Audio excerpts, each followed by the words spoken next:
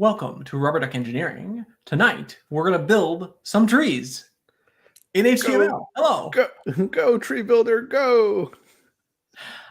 I tried to make the episode title out of emoji, and I was slightly sad that the Windows emoji are not as beautiful as the Apple emoji. And then when I saw them was I was editing the thing in my little web editor, and I hit download, and they came down as tofu. Oh, that didn't download as like a PNG or some sort of like. It didn't like render it to pixels on the server. It wanted to do that locally. No, yeah. So when you're editing, it renders it locally in the browser. Oh, I and see. then on the server, presumably they don't have an emoji font. This is HTML tofu. is the version of HTML we're on now. Tofu, the episode. That's right. So yeah, tonight thanks for joining us. We're gonna do tree building. So these last few weeks we've been doing HTML6 or 2Pi was last week. We've been building a tree builder according to the HTML spec. A tokenizer according to the HTML spec. And Adam and I did a little bit of hacking over the weekend, and we finished it. So we have a fully working tokenizer, which we can show you in a second. And then, anyways, and now we're going to do tree building. You had things to say, Adam, and I just started going. No, let's go for it. Did we really pass? We don't pass all the tests for the tokenizer, do we? We pass all the tests except for the tests. We can just show you. Except for the tests. So if we pull up the tokenizer expectation or the tokenizer expectation file, which only shows failures now. I made the pass lines, no, not to print, because we print everything except these few tests, which rely on nulls, which to avoid null choking JSON parsers, it double escapes. And I haven't implemented the double escaping logic in our test harness. So I suspect if I did, we'd pass these additional tests. You're burying the lead. Like, go up to the top there. It says 7,000, past 7,024 tests out of 7,032. That's great. Yes, we did. And there's one other feature of the tokenizer that we haven't implemented, which is caught by one test only and doesn't even seem to allude to it, which is attributes containing entity nodes. Which is strange because that's like a pretty, like, I don't know, maybe it's such a integral part of HTML that whoever built the test suite overlooked it. But I think it might be fun, not in this episode, but maybe in a future episode to like add some tests to the test suite to cover this case, because it's an important case. And you could write a bunch of tests, I think. So I don't entirely know. There's also one section of the tests that we aren't running, the tokenized tests. Now that you pinned me down, I realize if we go in here in tokenizer, there's this XML validation test suite. We don't run these because they're somehow special, and I have to go look up in the README exactly what's different about them. Can we show the awesomeness that is the giant switch statement in the tokenizer? Sure. It was a lot of we showed last episode basically how to spam out the tokenizer states once you have all this machinery in place, and so we just went to town just spamming out the tokenizer states. So they're all there up in GitHub if you want to see them. But like the number of tokenizer states required for the doc type and for the script dagger is out of control. But you just type them in, then the test pass. Actually, you type them in, then the tests fail, and then you fix your typos, and then the test pass. I'm putting up the URL right now. I think that's right. So yeah, if you want to, all the code's online. I was remarking with Adam before the show, this, like, it didn't take that long. And some of it's because we've written this all, and, he is still, and I was a professional engineer. You're selling yourself short. But, like, it really didn't take that long. It was like a couple of work days, because it really is mostly just banging out the spec. Because the spec is, like, they've found all the bugs in the last 15 years, and the spec is really quite clear. As insane as HTML parsing is, the spec is actually pretty clear. So, great. Shall we go on to the tree building, or do you want to show more about our work? No, that's great. Let's take a look at the tree builder. So the tree builder is the next phase of parsing. So you convert your characters into these tokens, and then you feed the token to the tree builder, and the tree builder, like it says, it builds your DOM tree. Yep. So we make a tree builder. I guess in the tree builder, it now makes a tokenizer and an input manager, which we had before, and shoves the source into it.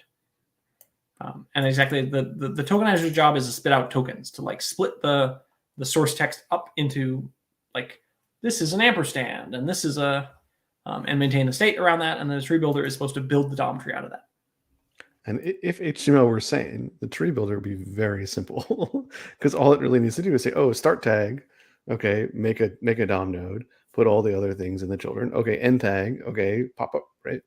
But it has just like every special case known to humankind. Like, yeah, it's actually, as we were starting Flutter, because Flutter started by ripping Chrome apart, and we ripped the whole HTML section out of Chrome. And I remember Adam ripping apart the tree builder, and the tree builder, I think, that you made, was like 100 lines long or something like that when you'd ripped out all the insanity. Yeah, like the basic job it's doing is very simple. OS related projects. Yeah, I think we maybe after we do HTML, we'll do some OS related stuff. I think that's a great idea. Yeah. Thanks for the suggestion. And you can, again, I don't say the like and subscribe thing, but you can just subscribe and you'll see it when it comes out. But we definitely have had planned to do some OS stuff again. Do you want to show some of the? I mean, you typed in sort of a bunch of the scaffolding for the tree builder. Mm-hmm. Yeah, so we were down to like only a few more failing tests, and I was feeling like hacking this weekend. So most of this is just pasted spec text, but there's 800 lines of spec text and a little bit of code that I typed.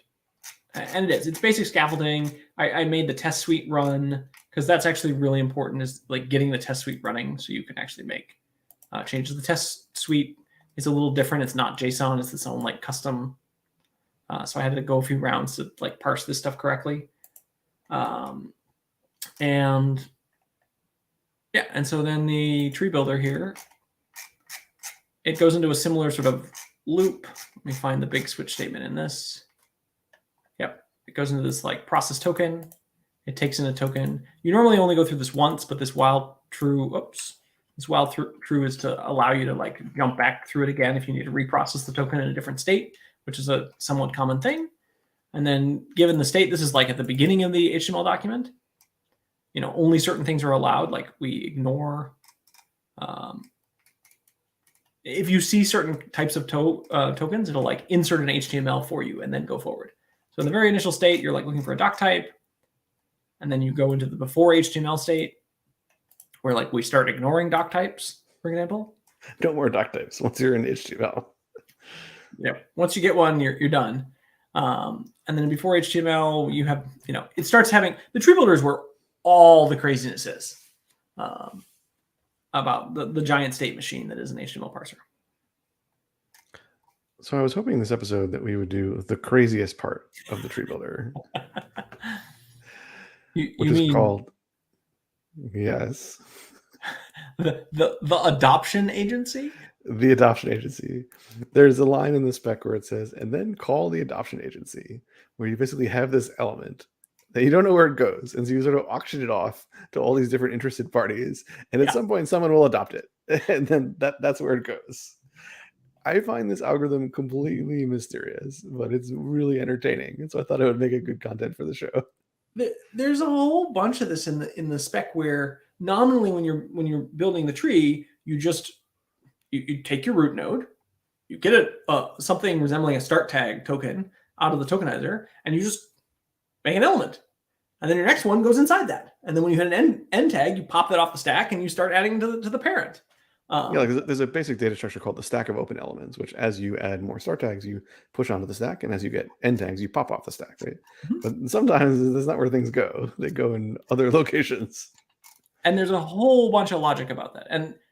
And there's a bunch of tags that have funny magical behavior. Like this close P element is called close AP element all the time. Like there's so many tags that when you like hit them, you'd be like, yeah, just see if you can close a P element. Just in case one happens to be lying around. In case one would happen to be around. And then you generate these implied in tags, because a lot of original HTML, this is like from HTML3 or whatever, that like we still carry forward, where all these tags like BR and P and that don't I have think any. li is a really good example, right? You have originally in HTML you have your list, like unordered, like ul unordered list, right? Then you have li, which is list item. Yep. But you never had to close the list items. You just start the next list item, and then it's Yep. like, oh yeah, imply some close tags for those other tags. Yep. And the adoption agency, if I remember correctly, and I could remember wrong, I think is about form things, where like when you have misnested forms, or not form, sorry, formatting, like when you have open bold, open italic text, close italic, close bold. But we'll see. We'll see. Have you copy and pasted the text for the adoption agency in here? Or I just want to show this. So this is the data structure of the tree builder, right? So we know what document we're building into. That was another thing I did, was I added nodes now know what document they're in, because that actually is important. We've been slowly implementing more of the DOM, quote unquote. It's not a particularly fancy DOM, but it's enough of the DOM to make this happen. Let's see, where did we go? I have a tree builder here somewhere. This is a thing that I haven't handled yet. There's frame set elements, but some things have to say, oh, frame sets are no longer okay. Oh, you skip the head. The tree builder remembers where the head element is, because sometimes it'll find something like, you put this in the middle of the document, but this really belongs in the head. Let me just put it in the head for you. It also has this behavior where some special elements like HTML and body and stuff, when you have a later one, it won't make a new one, but it'll hoist any attributes they have. Yes, back into the other one. And like crawl back up the tree and shove them in the top one.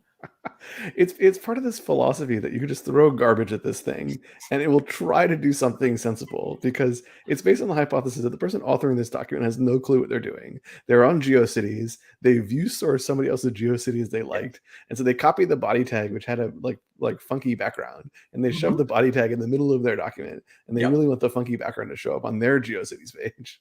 Yep. And it does exactly that. And it's one of the it is a glorious part of the web, but it makes for a really funky parser. And then there's this insertion mode that we talked about before. This is like, are you in the body? Have you gotten to the body yet? Are you done with the body? This is the open elements, which is the basic data structure. This is active formatting elements, which is a little more complicated, and we'll probably do a little bit with tonight. And then this is the tokenizer. So adoption agency.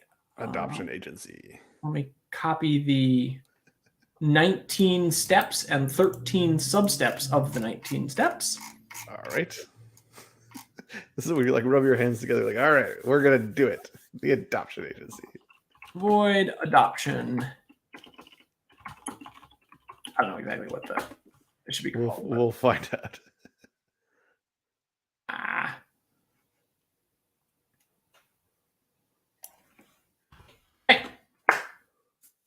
So do we take a token as like an argument? Probably. I expect so. Probably a start tag token. I don't actually know. Note, this algorithm's name, the adoption agency, comes from the way it causes elements to change parents, and is in contrast with other possible algorithms for dealing with misnested content. I really wonder what the other like ones that lost out in the like creation of the spec were. It links to a blog post from Hixie 19 years ago called Tag Soup: How UAs handle X, Y, close X, close Y. Exactly what I was talking about. It's like when the bolds and italics misnest. I just in awe of this thing, like this thing that's ever created. I mean, it's such just a gift to the industry that Ian wrote this all out. Okay. Let subject be the tokens tag name. Nailed it. Okay. I did actually make a real concept of Q names, qualified names, which are tag names plus a namespace, because those are important in the spec. I can't even. Okay. If the current node, what's the current node? It's just called current node. It's an accessor. If current node is an HTML element, they're all HTML elements for now. Yeah. Whose tag name is equal to the subject. Okay. And the current node is not in the list of active formatting elements. actually probably want current node is HTML element. That way you just don't forget. Okay. And we can make that real. Contains current node. Okay. I find one of the ways to keep myself sane is that either I type out all the spec or none of the spec. Because if I leave a thing like partially implemented, the test case will not necessarily find it. Howdy. Okay. If the current node is HTML element and the node is not in the list of formats, then pop the current node off the stack of open elements and return. Okay. It doesn't like tag name here. Oh, the current node can be null. So we're just going to require that it's not null. Okay. The current, honestly, I should just change that so the current null node isn't null, but I can do that separately. The current node always the top of the stack of open elements? The current node is the last one on the stack of open elements. Do you have a pop? It's remove last. There's a pop until, yeah.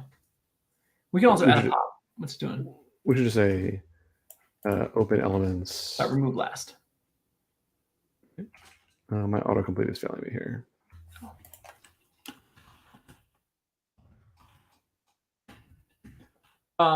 So okay. This was intentionally private relative to the others because manipulating it is concerning. I think contains might be fine. If the current node.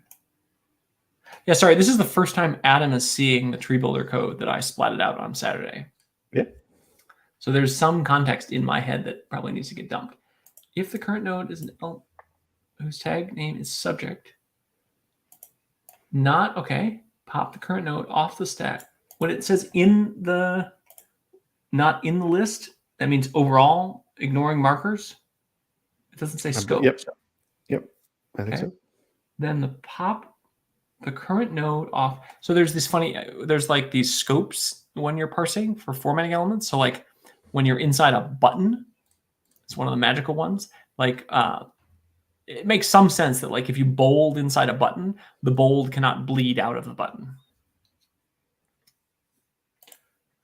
Or vice versa. Pop the current node of it. Okay, I think this is it, right? No? Yep. Okay. Okay. Let the outer loop counter be 0. Okay. Bar outer equals 0. Oh, you're not going to say loop counter? All right, fine. While true, sure. If the loop counter is greater than or equal to 8. Okay. Okay. If outer... It gives up after a while. It only consults 8 possible parents for adoption or something. I remember there either being tests or you and I writing tests. Well, I think it's n squared. And so if you don't do this, your parser just grinds to a halt, like trying to match up all of your close tags and renest your things. It just goes crazy. Increment the outer loop counter by 1. We can call it outer loop counter.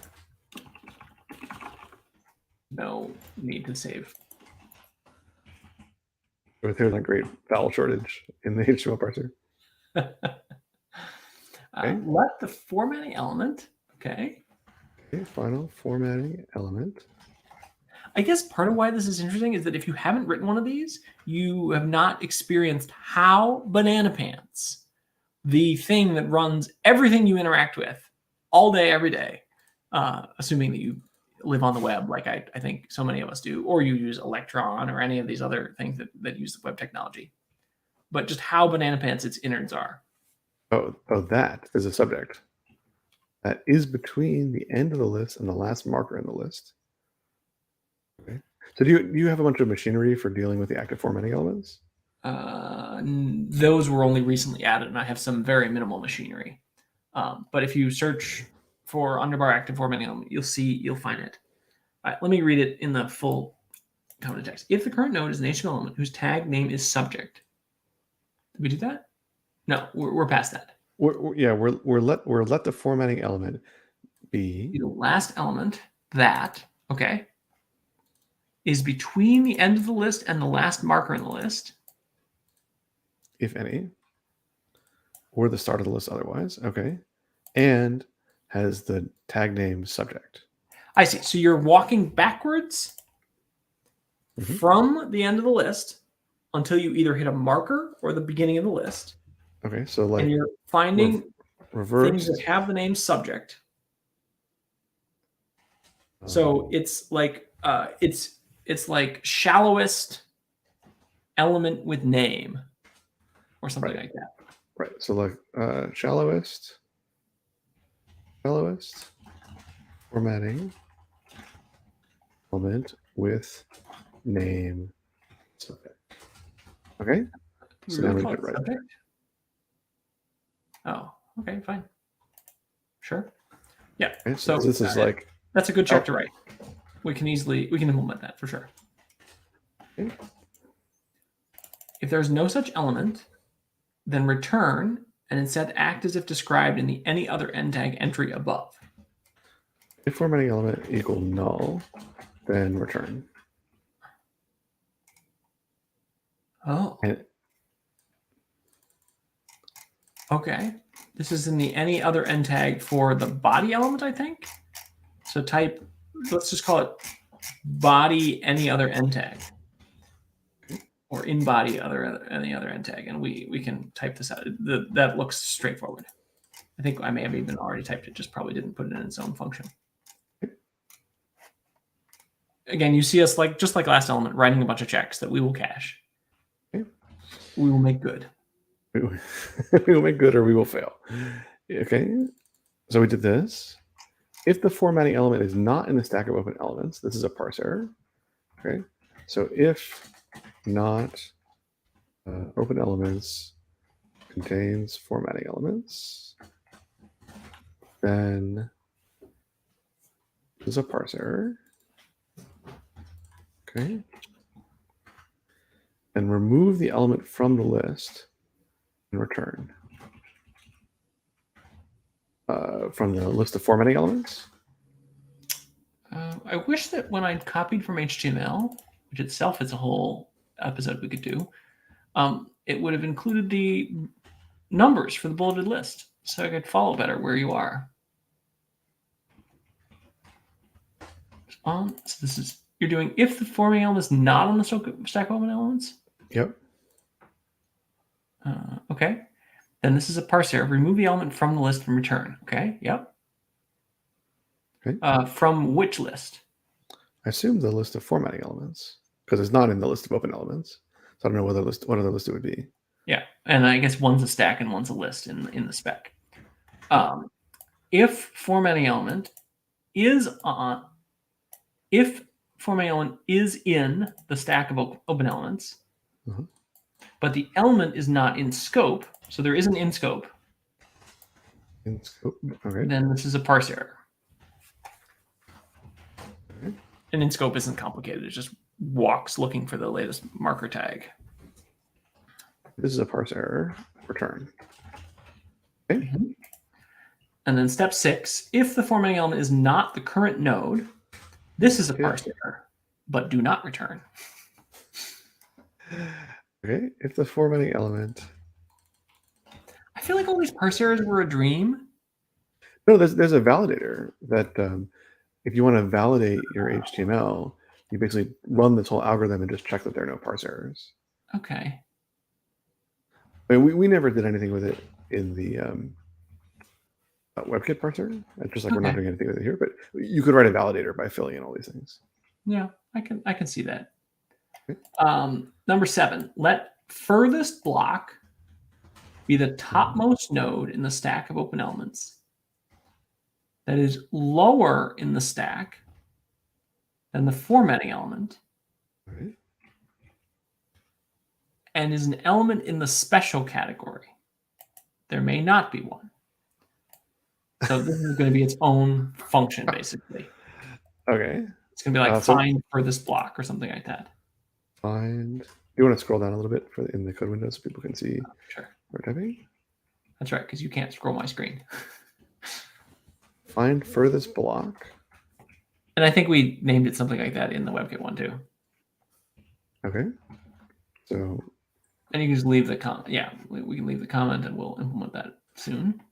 So this also returns an element that could be null, right? And we pass in Yeah, an an element element. question mark. It's a formatting element. Okay. Yeah, sure. We can copy this.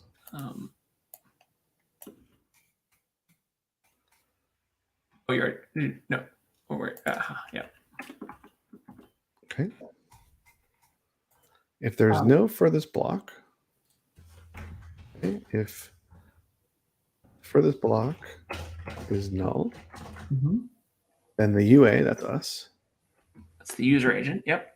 Must first pop all the nodes from the bottom of the stack of open elements. I believe the stack grows down. I can confirm Stack grows that. backwards because Hixie's brain is upside down. The stack grows downward. I mean, don't stacks grow downward in like the C stack? Doesn't it grow downward or whatever? Yeah, I don't know. You're popping things off where you think they should pop off. Okay. Let the furthest block. Yeah, we did that. You have a pop until? There is a pop until, yes. Okay. There's some of these like very basic primitives, and if we take a side step and we look at pop until, it's not that. Like, we take a target name while true, we look at the open elements, we remove the last one. If it was, we're done. Otherwise, we just keep popping. Do you have pop until popped? No, we'll do that one. This is one of my favorite function names that we did. I think this is pop until popped. Didn't I write? No, in pop until pop takes an element. Oh. Yeah, and then it's if popped equals the actual target element, return. This is I just remember this, that we had this before. So this is in part why this took us so much less time than it might take other people, because you can remember the functions that you wrote. I don't know whether we need that right now, but I think we will. Okay, so the spec has changed a little bit since we did all this, by the way. If there is no furthest block, then the UA must pop all the nodes, blah, blah, blah, from the current node up to and including the formatting element. Yeah. So you want to pop until you pop the formatting element. Up to and including the formatting element. Then remove the formatting element from the list of active formatting elements. Okay, you can do that. Oops. Finally return. So you can already see like all of the places for optimization, right? We had to go scan the open elements to find the formatting element, and now we're scanning it again to figure out where to pop. But it's fine. It's totally fine for what we're doing.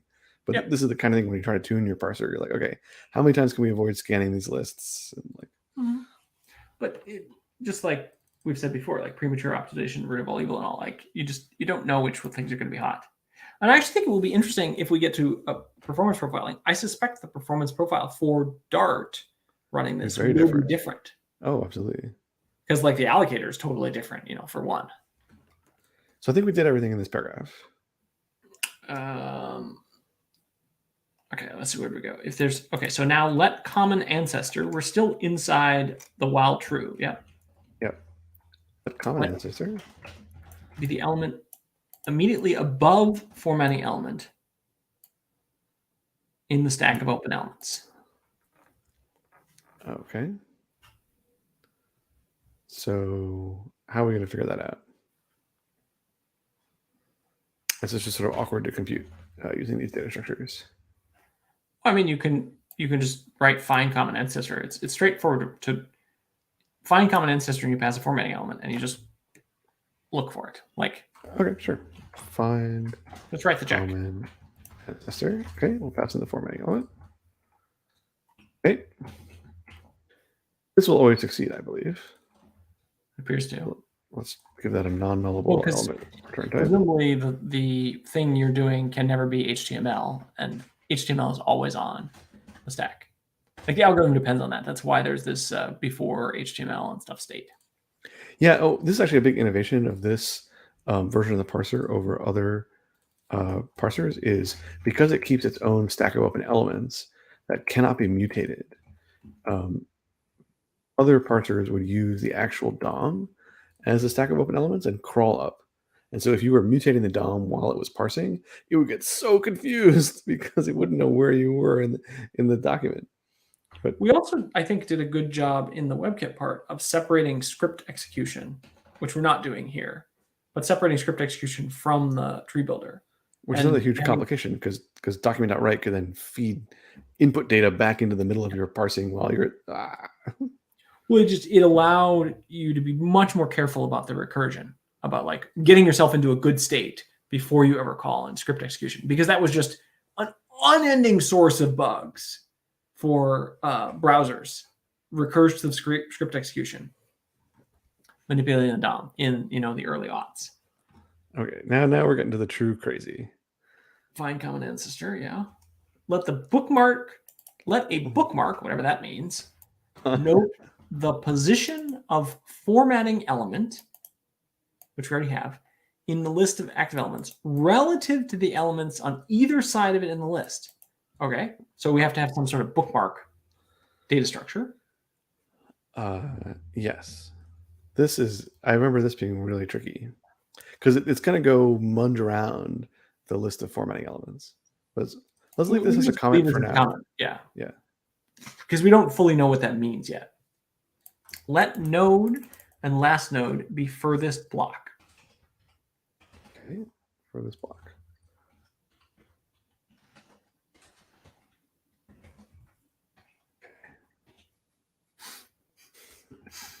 Okay, that one was easy. We're really diving for a true subset of our viewership tonight. It just the enjoyment of the craziness of it. It's great. Okay. While true. You did okay.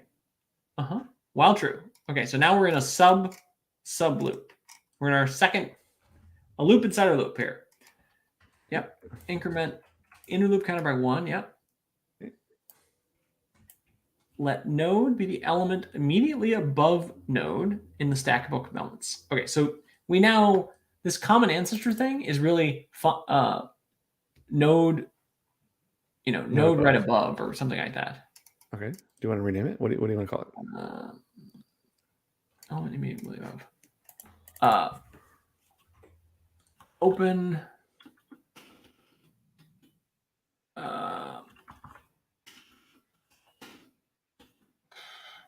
Immediate open ancestor. So it's a stack of open elements, right? So it's like parent open element. That's fine too. Anyways, we want to use that same parent open element, I believe, right here again. Let node be the element immediately above node in the stack of open elements. Okay. Or if node is no longer in the stack of open elements. Whoa. I see. By this algorithm. Okay. Let node be the element that was immediately above node in the stack of open elements before the node was removed. Okay. This is why this element is this is why this the art that we use is appropriate. The galaxy brain is like what? This is I don't even know what that means. Why? This is why writing a spec is different from writing code. It's like okay. In the counterfactual universe, where okay, let's keep this note around. I think we may need to be using indices for these things. That sounds familiar. But we're sort of gathering the requirements as we go. Mm-hmm. Okay. If we node can also look at what we wrote in WebKit too. That's cheating. Do you have is formatting element? I'm laughing because that is either an erichism or an atomism, but something. Is formatting? Yes. Well, I don't know, but we do now. Okay. Then break. Okay. That was easy. No, this is if node is formatting element. That's an equals because formatting element is like that. It's not like a property of the node. It's an identity of the node. Yeah, if you're following along at home, like actually reading the spec, you get italics and like color coding, and it's a little easier. Which helped so much. Like that's way too long of a thing to type. But that's what we're reading right now. Is this If adoption? you just type into Google HTML adoption agency spec or something, it'll Yeah, it'll find it. Okay, so we did that. If the inner loop counter is greater than 3, I don't know how they could get all these things. It was all based on like crawling the web and figuring everything out.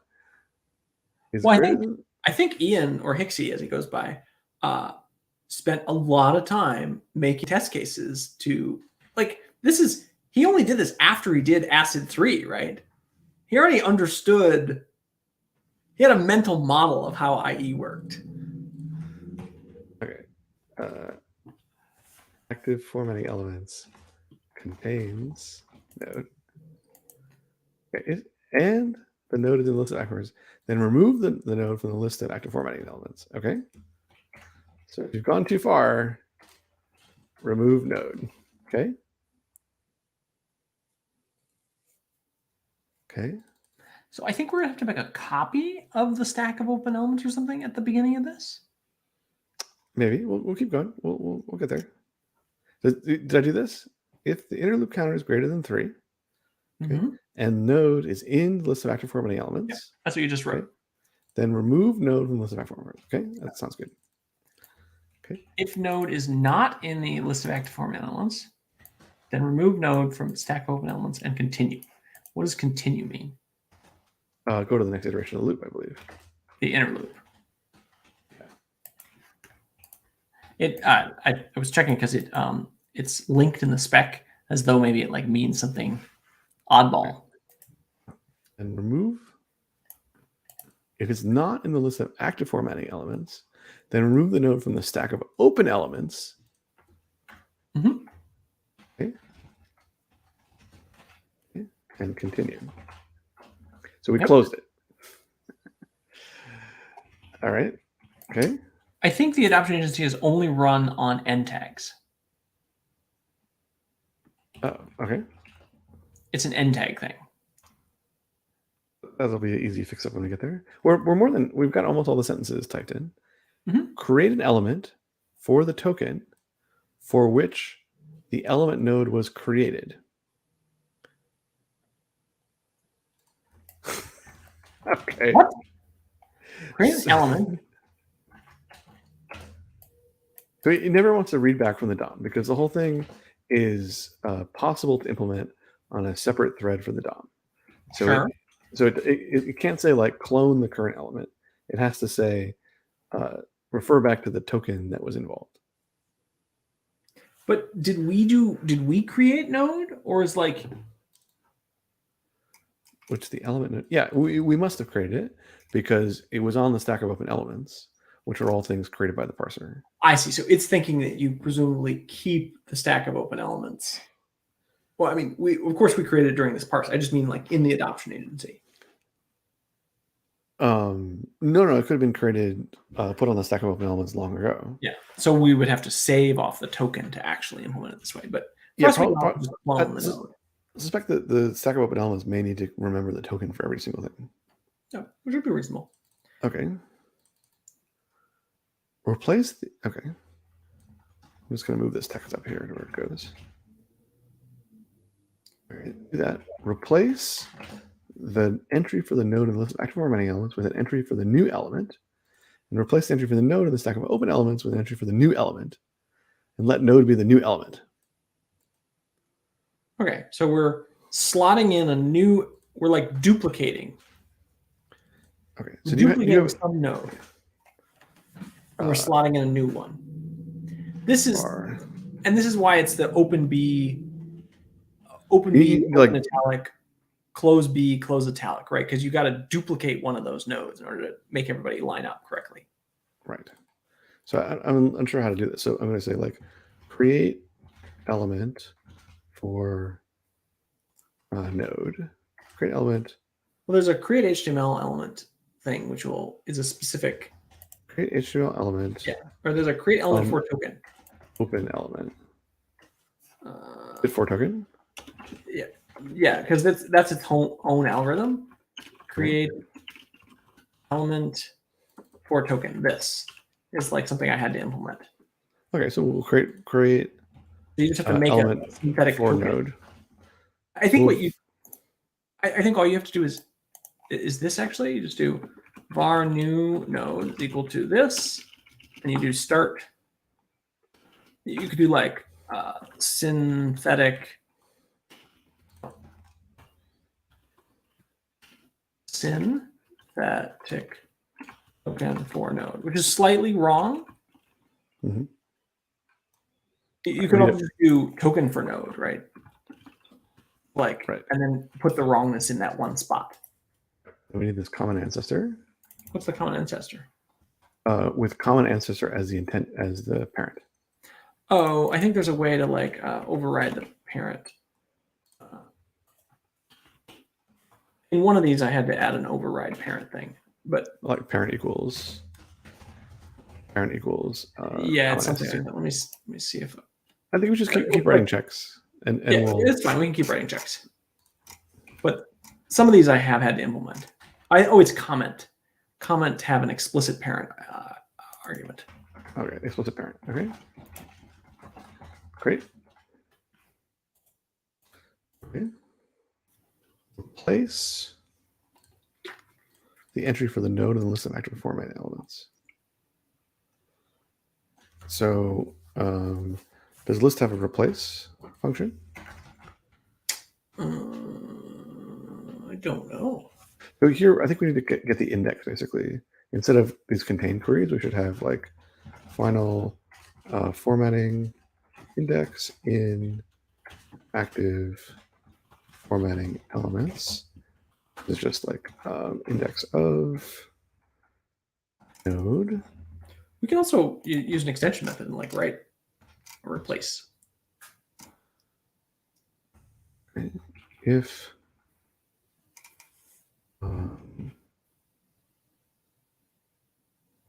and equals null,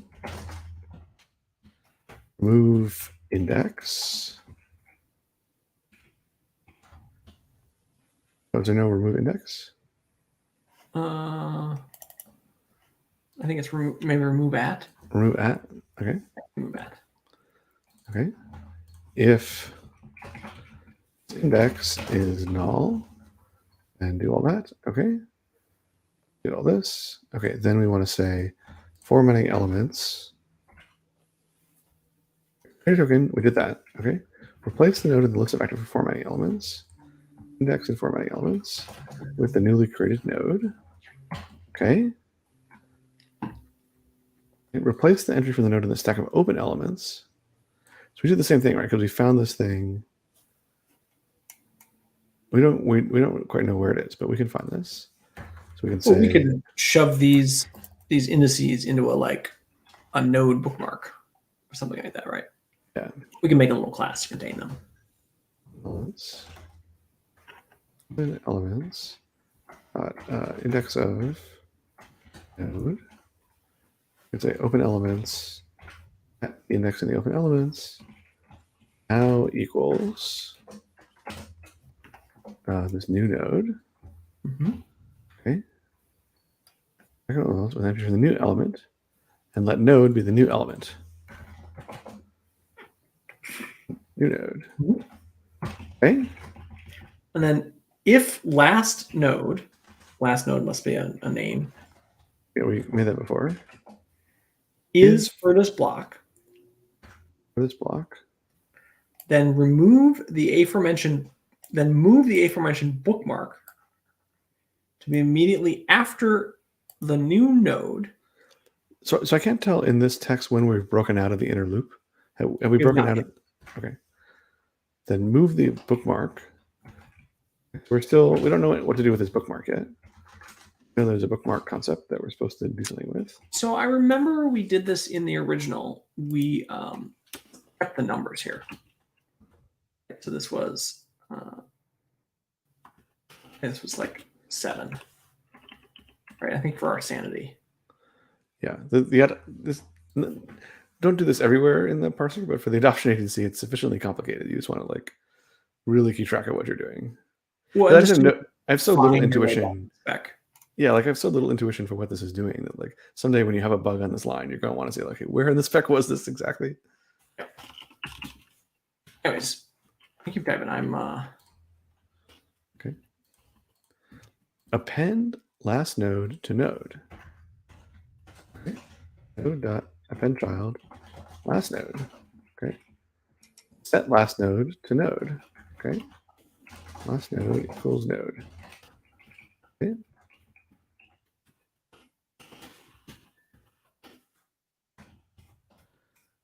oh, You ready for this one? I bet it's all blue because we haven't like returning null or something. I don't know. Oh, It's math or something. Are you ready for this amazing piece of effect text? I'm Insert whatever last node ended up being in the previous step at the appropriate place for inserting a node, but using common ancestor as the override target. I have no idea what this means. Can you help me understand this? Yeah, I mean, it's easier with the italics, but so the previous step is the set last node to node, I think. Like this one right here? It's like when you're done with this inner while loop. So you're done with the inner while loop now. Oh, we've broken out of the inner while loop.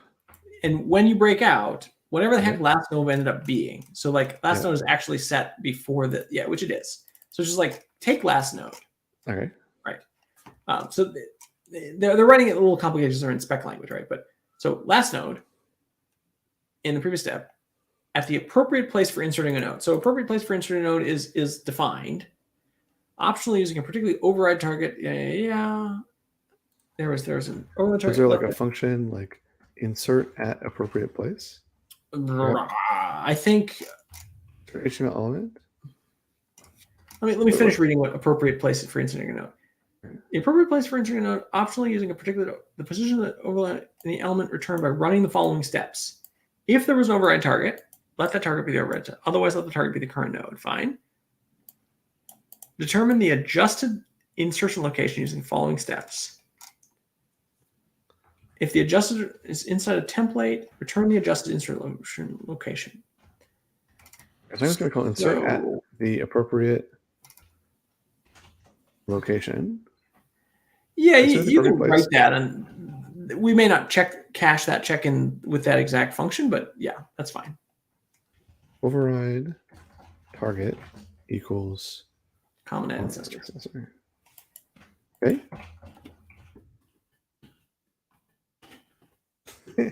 Whatever you did, now go put this in the appropriate place.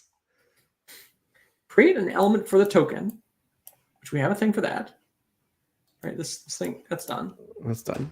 Create an element for the token, so that we know how to do, for which formatting element was created. Element. Where did formatting element come from? Create element for token, or which formatting element was created. Oh, this is the same thing, right? Token for node formatting element. Okay. Formatting element. Okay. And that's going to cheat because where this, so it's easy to make a token for node where you just like suck things out of the node. I think that's fine for this because we don't have anything mutating the DOM. Well, but it could be wrong in those cases where it's been mutated by add attributes to it and stuff. You know, I thought adoption would be no problem. We'd get it done in an hour. We are not going to get this done in an hour. We'll have translated all the spec text to code. We just want to like made good on all the checks that we're writing. I was thinking today. Paul Graham was tweeting about how it was like the world beware when people who are good at things get excited about like a boring area because like there's probably like value in a boring area because other people are too bored to go into it. And I was just, I don't know that we created any value. Well, I think we created some value in the world, but this is what I do for fun on weekends is write HTML specs or HTML parsers. I think this is a lot of fun. So the adoption engine will definitely be done by the time we convene next week. Because it's just a marvel. Like I just think it's marvelous in the truest sense of it. It's just a marvel. And so like my way of relating to it and like reveling in its marvelousness is to do what we're doing right now. I just like that it's a scoped problem. So much of my world in dealing with large groups of people are like unbounded problems. This is a very bounded problem that I can make go fast. You Anyways, can pass the 7,000 tests, and then I can pass you nail it. 7,000 tests. It does sound like a weird dream. That's a really good. What? Okay, here's my sort of vague understanding is this is like the enormous game of telephone, where like there was one browser that did it one way, the next browser came along, and they tried to copy what the previous browser did, but they didn't really understand, and they did this for like 3 or 4 or 5 generations, and so it's like a person dreaming and going crazy, and then finally the community was like, okay, we got to write this down in a way that it's all going to be the same, and we're not going to keep mistakenly copying each other from now until eternity. It was. I mean, I don't know how many co-conspirators Ian had, but like there was a man with a dream, and he wrote the darn thing down. Yeah, and it works. The thing of it is like it's one thing to write a spec for like, hey, here's my dream about how the world should be. It's another thing to convince everyone to take their existing crazy parser that's working for them just fine, put it down, and be like, okay, we're gonna redo it exactly the way this is, and we're all gonna do it over the course of a few years, and then it's all gonna be the same now and forever, and just solve the problem. But again, he and the wider they of the WhatWG made this possible because previously, when you and I worked on WebKit, it was not possible to change the HTML parser. Yeah, can you imagine guessing this thing? Like somebody hands you, okay, here's Internet Explorer. It runs every web page on Earth because 99% of everyone on Earth uses this browser. Now you please implement something that can render these web pages, and then you find this like crazy case where the replace the element in the formatting, blah blah blah. It's like, what is it doing? How is it making these formatting elements misnesting, tag souping? Like, there's no way that you would guess it because it has no logical pattern. It's there was just also madness. Another piece that Google did here that made this possible was that, or it was around this time that in the Chrome team, they started being able to just run Chrome against the internet. Just run it against the internet overnight, on a cluster of whatever, gajillion machines, and then just tell us the output in the morning. How many pages crashed? How many pages rendered differently? I mean, that's really where these constants like 8 and 3 came from. They're like, okay, we want to be compatible with 5 nines of web pages. Like what constants do I have to put in here so that 99.9999% of web pages don't exceed these constants? Or I don't know what exactly the parameters were, but like. But it was before Ian sat down and was like able to stare at HTML as a black box and poke it and see, what it did, and then take that, and then you and I and the folks over in Firefox, was it Henry was the gentleman's name? I can't recall. Yeah, Henry. But it was an iterative process. It's not like he magicked it out, right? Like, oh, yeah. I remember we were in the middle of doing this. We implemented most of the spec, and then there were just web pages that wouldn't parse correctly, and so then Hixie added this thing called button scope to the spec, and we had to rewrite half the tree builder because like now there was this thing called button scope, and it was just like had to deal with the fact that bold tags and buttons interact in a super weird way. Yeah, but it worked. That's it works. Shall we type in our last, and then we'll at least have it typed in, and then next week it'll come out of our Easy Bake Oven. Take all the child nodes of the furthest block and append them to the element created in the last step. Okay. For child equals. I mean, I can type it. It's like 4. You got 4 var equals child. 4 var equals child equals furthest block that first child. Child not equals to null. Child is equal to child dot next sibling. Ta-da! And then we do what? Only created in the last step. That's element. Append child. Maybe we put that in a transfer children. I think you want to do this slightly differently. You want to say append first child, and you just want to say, oops. You want to do something magical where you like suck them all over? Well, append child knows how to do that. Like it knows how to grab the first child and move it over. So you just want to check whether furthest block first child bang equals null. Oh, okay. Yeah, that would work. While. Sure. They've been sucked over. The children. Does this thing bang? Append that new element to the furthest block. Okay, so we're like putting a wrapper around it. We're inserting something in between. Okay. When there's just one person typing. Furthest block, append child. Element, yep. Okay. It sucked over the children. Mm-hmm. Remove formatting element from the list of active formatting elements. Okay. Active formatting elements. Move. Formatting element. It served its purpose. Nailed it. Oh. And insert the new element into the list of in the position of the aforementioned bookmark. Right. I remember the bookmark. Okay, this is where the bookmark finally comes home to roost. Oh, maybe I'm actually confusing this with position. There's all this wild code for doing editing and cursors and stuff that I also worked on in WebKit. Okay, we'll come back to that. So remove from the open elements. Remove formatting element. Okay. Mm-hmm. And insert the new element. So the new element is somehow taking charge from formatting element. Well, into the stack of elements immediately below the position of the furthest block. Okay, so this is like